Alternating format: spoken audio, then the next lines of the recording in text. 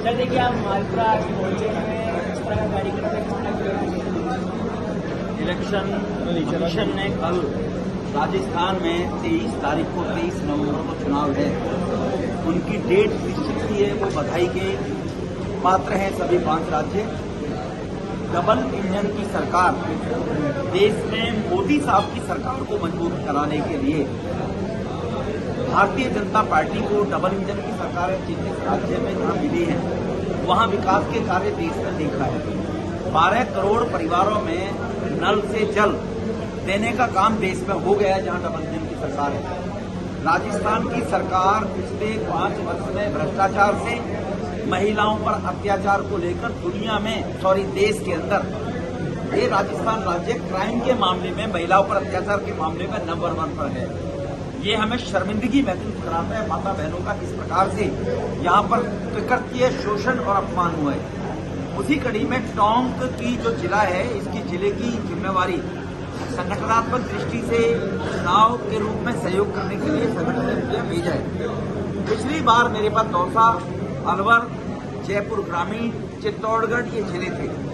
इस बार संगठन ने पार्टी के ऐसे अनेकों कार्यकर्ताओं को लगाया है और उसी कड़ी में टोंक के अंदर आज हम यहाँ पर मालपुरा के अंदर हमारे कन्हैया लाल जी यहाँ से लोकप्रिय विधायक हैं। यहाँ पर मैं आया हुआ हूँ पार्टी में। हमारे जिलाध्यक्ष, हमारे सांसद साहब, सबके नेतृत्व में पार्टी जो लोग चाहते हैं, देश के लोग, कि मोदी जी के हाथ और मजबूत हों। आज आपने देखा है, देश का दुर्भाग्य है कि किस प्रकार कांग्रेस ने और घमंडिया गठबंधन के लोग चुप हैं। और कांग्रेस ने कल अपनी कार्य समिति की बैठक में प्रस्ताव पास किया कि हम हमास के साथ जो इजराइल पर इस प्रकार से अटैक हुआ है, आतंकवादी गतिविधियों के कारण से कांग्रेस देश के अंदर एक विशेष समुदाय की वोट लेने के लिए उनका समर्थन कर रही है, आतंकवादी गतिविधियों को करने वाले लोगों को। हमास में जो हुआ है वो निंदनीय है। दुनिया स्तब्ध है। माता बहनों की इज्जत लूटी गई, उनको किडनैप करके ले जाया गया। तो राजस्थान में जो तुष्टीकरण की राजनीति की 5 साल से सरकार चल रही है, ये कांग्रेस के नेता राहुल जी ने अपना चरित्र बता दिया कल वहां पर आतंकवादियों के समर्थन में बयान देकर। जिस प्रकार से देश के अंदर ऐसे बयान आने से ही लोगों की हिम्मत बढ़ती है। जो देश विरोधी ताकतें देश में रहती है, कल अलीगढ़ मुस्लिम विश्वविद्यालय में आपने देखा, जामिया में दिल्ली में आपने देखा किस प्रकार से लोगों ने उनके समर्थन में नारे लगाए और उससे इनका साथ बढ़ाने का जो कांग्रेस कर रही है, इससे लिए देश को समझना पड़ेगा। टोंक के जिले के लोगों को विशेष रूप से ध्यान देना पड़ेगा कि इस प्रकार के लोगों को सत्ता से कैसे बाहर किया जाए।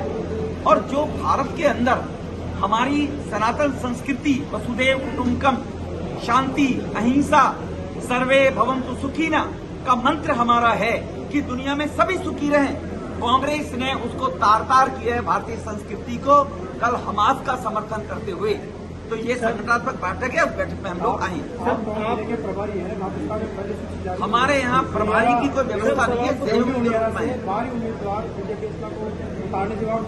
बाहरी उम्मीदवार वो राजस्थान के रहने वाले हैं, इसी आसपास के जिलों के रहने वाले हैं। और अगर बाहरी उम्मीदवार की बात करो तो दिल्ली में आज भी 6 से 7 दिल्ली से बाहर के विधायक हैं। तो आप राजस्थान के व्यक्ति को बाहरी उम्मीदवार बता रहे हो, ये कांग्रेस वाली भाषा है कि देश के लोगों को बांटना है आपस में। ये उस राज्य का है, ये उस स्टेट का है, ये उस डिस्ट्रिक्ट का है, ये जाति का है। इसी का फायदा उठाकर आतंकवादी गतिविधि करने वाले लोगों की मनोबल बढ़ता है। सर, मूल सवाल ये है कि आप मालपुरा में आए, संगठन बैठक में पहली सूची जारी हो गई बीजेपी, कांग्रेस यहाँ की जो विधायक है वो 2 बार जीत चुके बड़े अंतर से, उसके बावजूद भी पहली सूची में इनका नाम नहीं आना क्या दर्शाता है? पहली सूची और बाद की सूची नहीं होता है। कुछ सीटें ऐसी होती हैं जिनमें घोषणा पहले की जाए काम को आगे बढ़ाने की दृष्टि से। और हमारे यहाँ भारतीय जनता पार्टी में संगठनात्मक दृष्टि से विचार 10 स्टेज पर होता है। मंडल, जिला प्रभारियों की राय, जिला प्रभारियों की राय, प्रांत कार्य समिति, प्रांत चुनाव समिति, फिर अखिल भारतीय चुनाव समिति, पार्लियामेंट्री बोर्ड। हमारे यहाँ एक खानदान की दुकान नहीं है। तो चर्चाएं होती हैं, जब 2-2, 3-3 नाम निकल कर आते हैं, कम नाम होते हैं, उनके नाम जल्दी घोषित कर दिए जाते हैं। जहाँ आपस में मंथन होता है तो वो थोड़ा मंथन में टाइम लगता है, बाद में तय हो जाता है। ऐसा कुछ भी नहीं है। सर देखिए, मालपुरा को भी स्टेटमेंट जारी की, उसके बाद कांग्रेस सरकार ने एक आरोप लगाया था कि भारतीय जनता पार्टी का विधायक कुश्ती विकेंद्रीकरण का सहारा लेकर के जीतना चाहता है, क्या ये बात है? इससे बड़ा दुर्भाग्य आपको देखने को नहीं मिलेगा कि कांग्रेस की कार्य समिति में आतंकवादी गतिविधि करने वाले, इस्राइल की हमारी माता बहनों की इज्जत लूटने वाले, वहां पर अटैक करने वाले लोगों का समर्थन कर रहे हैं। ऐसे लोगों को बोलने का अधिकार ही नहीं है कांग्रेस के लोग। सर, हाल ही में मालपुरा को जिला बनाया है तो गहलोत ने मास्टर ये स्ट्रोक खेला है। कागजों में लोगों को गुमराह करने के लिए 4 दिन क्या 5 वर्ष से मैं पूछना चाहता हूं गहलोत साहब, आप कहां थे, सो रहे थे क्या? या भ्रष्टाचारी विधायकों को रोकने के लिए उनके तलवे चाटकर सरकार चलाने में व्यस्त थे? मालपुरा के इतने हितैषी होते तो जिले की घोषणा 1 साल पहले, 1.5 साल पहले होती, इंफ्रास्ट्रक्चर खड़ा हो जाता, सब कुछ हो जाता। ये कांग्रेस की प्रवृत्ति है। 4 साल मजे मारते हैं, 4 साल ऐश्वर्या में रहते हैं, भ्रष्टाचार करते हैं।